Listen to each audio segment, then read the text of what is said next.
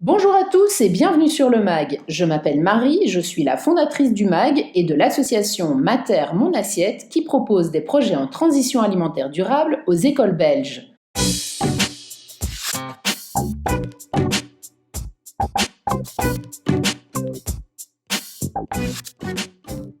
Je suis très heureuse de vous retrouver pour ce nouvel épisode. Le coronavirus a plongé une grande partie des citoyens du monde dans la peur. Et c'est bien connu, la peur nous empêche de penser correctement. À l'annonce de la crise sanitaire, l'industrie pharmaceutique a dû bien se frotter les mains. Profiter de la vulnérabilité des gens pour leur vendre n'importe quoi, voilà une formule qui marche à tous les coups.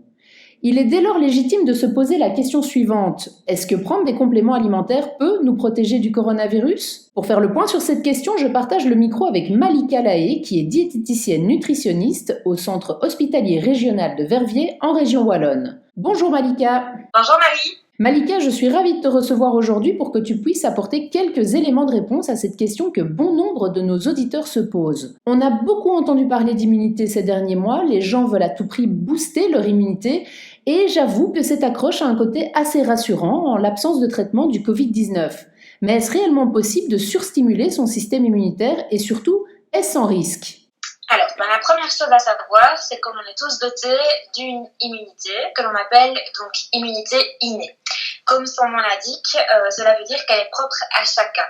Alors, l'immunité, c'est quoi ? C'est en fait notre moyen de défense, autrement dit, notre système immunitaire. Alors, défense contre quoi ? Les infections, les maladies auto-immunes, les cancers, etc. Un de nos gros moyens de défense au niveau du corps, ce sont évidemment les globules blancs. Alors, on va parler évidemment de booster son système immunitaire. On est d'accord que surbooster un système immunitaire n'a pas d'intérêt. Donc, l'idéal, c'est évidemment de faire attention à ce système immunitaire et à son immunité tout au long de l'année. Faire des cures, etc., avec plein de compléments alimentaires pour surbooster un système immunitaire, ça n'a pas d'intérêt puisque ça peut évidemment provoquer d'autres maladies, d'autres pathologies secondaires, d'autres réactions cutanées, etc. Donc, c'est vrai que là, il y a vraiment un gros travail à faire. Il y a également des piliers également au niveau de l'immunité qui sont le stress, la fatigue et l'énergie qu'il faut travailler tout au long de l'année et pas uniquement en période bien ciblée, comme par exemple à l'approche de l'hiver, on voit régulièrement faites des cures de vitamines, boostez votre système immunitaire. Il faut le faire tout au long de l'année et pas nécessairement à chaque fois à des périodes bien définies. Alors, c'est vrai que je te rejoins tout à fait sur ce que tu viens d'expliquer. Beaucoup de gens pensent que booster son immunité est uniquement lié à la prise de compléments alimentaires, mais je pense que c'est bien plus que ça, comme tu l'as dit. Donc, il y a d'autres piliers, on y reviendra, le sport, le stress, l'alimentation. Mais d'où vient alors cette volonté des gens de vouloir absolument booster leur immunité ? Alors, je pense que déjà, il y a une question de peur, puisque forcément, on voit toutes sortes de maladies apparaître, les gens sont de plus en plus malades, etc. Donc, je pense que le mot fait réfléchir et fait rebondir en se disant, je booste mon immunité quelque part, c'est comme si on se mettait un peu une enveloppe de protection, une barrière contre tout ce qui peut évidemment nous faire tomber malade. Or, à force de protéger le corps, c'est pas bon non plus. Il faut aussi remettre un juste milieu et se dire, voilà, je protège mon corps, d'accord, mais le surbooster n'a pas d'intérêt de un, parce que c'est extrêmement coûteux de prendre tous ces compléments alimentaires, et de deux, il faut aussi savoir que certaines vitamines ne vont pas avec d'autres minéraux, et parfois leur interaction, le fait de les mettre ensemble fait qu'elles sont inefficaces. Donc ça, c'est très important évidemment de bien comprendre l'intérêt de chaque vitamine que l'on prend et ne pas faire l'apprenti chimiste en prenant tout et n'importe quoi en se disant, tiens, j'ai entendu parler de la vitamine D, je vais prendre de la vitamine D, la vitamine C aussi, je sais que c'est bon pour le système immunitaire. Il faut vraiment arriver à comprendre pourquoi on en a besoin et voir aussi s'il n'y a pas des sources naturelles au niveau de l'alimentation pour ne pas avoir un surdosage. Pourquoi ? Parce qu'un surdosage peut aussi créer forcément des effets secondaires qui peuvent parfois être très nocifs pour le corps. Donc en voulant bien faire, en surprotégeant le corps, on peut évidemment créer des effets secondaires qui peuvent être nocifs. Ça voudrait dire que finalement, on ne devrait pas prendre des compléments alimentaires sans avis médical. Tout à fait. Donc ça, c'est vraiment important de toujours consulter un professionnel de la santé. Moi, par exemple, pour la vitamine D, je recommande toujours de faire un dosage au niveau sanguin et de demander à son médecin, évidemment, le dosage à prendre. Il faut savoir que la vitamine D est dosée de manière tout à fait différente. C'est très important, évidemment, de savoir quel dosage il faut prendre. Tout le monde n'est pas nécessairement carenté en vitamine D. Maintenant, on sait bien qu'ici, on n'est pas un pays qui est très ensoleillé, donc évidemment, la vitamine D est quand même une chose à prendre en général tout au long de la nuit chez nous, mais il faut savoir dans quel dosage la prendre afin de ne pas en prendre non plus en surdosage. J'ai l'impression que beaucoup de gens pensent que prendre des compléments alimentaires, c'est vraiment sans risque et que de toute façon, même si on en prend trop, l'excédent va être éliminé. Alors ça, oui, évidemment, les gens pensent évidemment que une fois qu'on a atteint le quota au niveau du corps, tous les excès sont éliminés. Non, attention, parce que évidemment, on a ce qu'on appelle du tissu adipeux, donc le tissu gras au niveau du corps, et tous les excès, toutes les toxines, etc., vont se mettre dans notre tissu adipeux.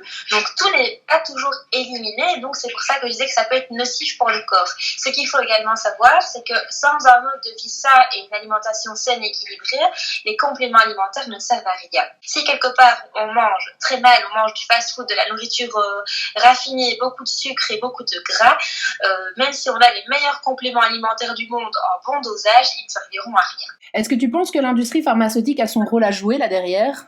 Tout à fait. Donc c'est vrai que évidemment il faut être clair, il y a un intérêt pour la santé de chacun, mais avant tout un très grand intérêt financier derrière. À chaque moment de l'année, évidemment, l'industrie pharmaceutique peut faire vendre en profitant un petit peu de la naïveté et de l'anxiété des gens. Je pense toujours à des exemples comme par exemple à l'approche de l'été, on voit beaucoup de publicités par rapport à des draineurs qui sont soi-disant plus efficaces les uns que les autres, extrêmement coûteux, des brûle-graisses, des gels amassissants, etc. Maintenant, il faut évidemment se méfier de tout ce qui est produit miraculeux et comme je disais toujours, demander l'avis des professionnels de la santé parce que c'est vraiment ça qui va également nous aiguiller. Est-ce que toi, dans ta pratique, tu rencontres des gens qui prennent ou qui veulent prendre des compléments alimentaires ? Oui, donc voilà, pas plus tard qu'hier, j'ai eu mes consultations et c'est vrai que j'ai revu des gens post-confinement qui, fort tracassés par tout ça, me disaient voilà, je pense que je dois prendre des compléments détox, des compléments pour booster mon immunité parce qu'avec le coronavirus, il faut vraiment que je refasse de l'énergie, que je me refasse un bon système de défense. Maintenant, c'est comme j'explique toujours, voilà, le fait déjà de bien manger, d'avoir des bons aliments, de manger naturellement des bons produits, etc., vous allez déjà faire une bonne immunité. Il faut juste insister sur certaines vitamines, certains minéraux. Alors c'est sûr qu'on ne retrouve pas tout au niveau de l'alimentation. On en parlait par exemple la vitamine D. On ne saurait pas avoir le bon dosage, je vais dire, de vitamine D par l'alimentation. Donc ça, c'est vrai qu'on peut prendre en complément alimentaire, mais tout n'est pas nécessaire au niveau des compléments alimentaires. Ça ne va pas toujours aller acheter des compléments alimentaires pour 300 € par mois en se disant voilà, maintenant j'ai tout ce qu'il me faut. On peut apporter beaucoup de choses liées à l'assiette et on peut complémenter le manque, je vais dire, par les compléments alimentaires. Certaines vitamines ne sont pas compatibles avec certains minéraux et c'est très important de le savoir pour ne pas évidemment faire des mélanges de savants et finalement avoir des compléments alimentaires qui ne servent à rien. Il y a beaucoup d'informations qui circulent sur quoi manger pour se protéger du coronavirus. Une qui m'a fait sourire en tout cas, c'est le fait de consommer de l'ail. Mais ce qu'on ne dit pas, c'est qu'il faut en manger énormément. Donc je pense que tout ça, en fait, ça vient du fait que les gens sont extrêmement anxieux pour le moment et les médias ont clairement leur rôle à jouer dans ce climat actuel. Les gens ont peur et se tournent donc vers des thérapies naturelles parce qu'on parle des compléments alimentaires, mais il n'y a pas que ça. En pensant bien faire pour rester en bonne santé, par exemple, les fameux régimes sans graisse, des thérapies naturelles à base d'herbes. Est-ce que tout ça relève plutôt du mythe ? Est-ce qu'il y a vraiment des preuves que cela fonctionne ? En effet, comme tu dis, il y a eu beaucoup de régimes un peu miraculeux pendant cette période coronavirus où on disait également, faites un jeûne de 3 jours pour enlever toutes les toxines de votre corps, etc. Moi, j'ai entendu aussi, par exemple, de manger uniquement des fruits et légumes pour refaire le plat de vitamines et rien d'autre. Voilà, tout ça, ce sont évidemment des mythes. Il faut bien se dire que la base de votre immunité, c'est également une alimentation très équilibrée. Puisque comme on disait, il y a vraiment des piliers au niveau de l'immunité, à savoir le stress, la fatigue, l'énergie. Et évidemment, sans une alimentation qui vous apporte de l'énergie, vous ne savez pas évidemment faire fonctionner votre corps comme il faut et toutes ses fonctions. Donc par exemple, on parle des régimes sans graisse. J'entends beaucoup aussi des régimes cétogènes où on supprime totalement les glucides, etc. En fait, ce sont des régimes qui vont finalement vous donner des carences sur le long terme. On parle beaucoup des graisses, mais évidemment, il faut savoir qu'il y a différents types de graisses. Moi, j'insiste beaucoup là-dessus pendant mes consultations parce que j'ai souvent des gens gens qui me disent voilà, moi je veux perdre du poids, donc je supprime tout ce qui est graisse, etc. de l'alimentation. Moi, j'utilise beaucoup les oléagineux qui sont très riches en graisse, mais de nouveau en très bonne graisse, à savoir les oméga 3 qui, elles, vont avoir justement un rôle essentiel au niveau de l'immunité, puisque ça, c'est quelque chose qui va fluidifier les membranes, vont vraiment avoir un rôle au niveau de l'oxygénation des tissus, et ça passe aussi par là d'avoir une bonne immunité, évidemment, d'avoir toutes sortes de petites choses au niveau du corps qui fait que tout mécanisme, je veux dire, fonctionne correctement. Donc c'est vrai que tous les régimes qu'on entend, etc., remplissent de fausses croyances. Faire attention. Pour moi, une assiette équilibrée, c'est déjà une excellente base de légumes. Parce que vos légumes, c'est ce qui va vraiment apporter toutes sortes de minéraux et de vitamines. Maintenant, j'assiste bien sur des fruits et des légumes de saison, puisque les légumes et les fruits saison comportent un maximum de vitamines. Idéalement, de les prendre bio également, puisque les vitamines se trouvent principalement dans leur peau. Donc, l'idéal, c'est de consommer évidemment le fruit et le légume dans l'entièreté. Une source de protéines. Maintenant, protéines ne veut pas nécessairement dire le morceau de beefsteak ou le morceau de viande. Les protéines, ça peut très bien être les légumineuses. Toujours bien prendre des viandes de qualité. Toujours avoir une bonne source de protéines dans l'assiette. Et évidemment, une partie de glucides. Toujours des féculents qui vont tirer vers les féculents les plus complets possibles afin d'avoir une source de fibres. Donc, par exemple, la bonne assiette pour moi, c'est vraiment diminuer au maximum vos sucres rapides qui vont vous apporter des calories vides. Et comme je l'expliquais, calories vides veut dire aucune source d'énergie et donc un corps qui fonctionne au ralenti, nos défenses sont également affaiblies. Donc ça, c'est très important d'avoir une bonne assiette santé. Toujours une assiette la plus colorée possible parce que chaque aliment coloré apporte ce qu'on appelle des polyphénols et des antioxydants différents. Donc c'est tout ce qui est un peu moyen de défense également contre l'oxydation de nos cellules. Donc c'est important aussi parce que tout ce qui va oxyder nos cellules accélère le vieillissement de nos cellules et donc elles fonctionnent moins bien. Pensez également à utiliser beaucoup des épices anti-inflammatoires. Ça, c'est vraiment aussi une base dans mes consultations que j'utilise. Tout ce qui est anti-inflammatoire, vous retrouvez le curcuma, le gingembre, le poivre noir, l'ail. Mais évidemment, c'est pas ça qui va faire que votre immunité va être total booster, je veux dire. Mais tout ça en petite quantité tous les jours dans votre assiette fait que quelque part, vous entretenez cette immunité et votre santé également. Il faut pas faire des cures, je veux dire, d'une semaine où vous dites, voilà, pendant une semaine, je mange super bien, je mange plein de choses qui sont utiles pour ma santé. C'est tout au long de l'année qu'il faut vraiment faire ça et se dire tous les jours, j'ajoute un petit peu des aliments santé dans mon assiette, des fibres, des vitamines, vraiment tout ce qu'il faut pour garder une bonne immunité et une bonne santé. Rappelons aussi aux auditeurs que boire de l'eau est très important. Donc, au niveau de l'eau, évidemment, on recommande de boire au moins 1 litre à 1,5 litre d'eau par jour. Ça, c'est très très très important. Pourquoi ? Parce que l'eau va également drainer le corps. Donc tout ce que vous avez comme toxines au niveau du corps, on a tous des toxines. Tout ce qui est pesticides, etc., forcément, il faut qu'on élimine tout ça de notre organisme. Le fait de boire, on va drainer tout ça. On en a besoin parce que notre cerveau, l'eau est également capitale. Donc c'est vraiment très important de boire. Alors de nouveau, on évite les boissons sucrées qui n'ont aucun intérêt, qui apportent également des calories vides. Donc on parlait de l'immunité, donc tout ce qui est excès d'alcool également. Donc limiter vraiment l'alcool, puisque l'alcool est quelque chose qui va être, inflammatoire et qui va oxyder nos cellules. Maintenant, il ne faut pas non plus tomber dans l'excès et se dire, voilà, je ne bois jamais une goutte d'alcool. Un petit verre de vin rouge de temps en temps, ça ne fait pas de tort non plus au niveau des polyphénols. Mais c'est vrai qu'au niveau boisson, pensez également à bien vous hydrater. Ça, c'est la clé.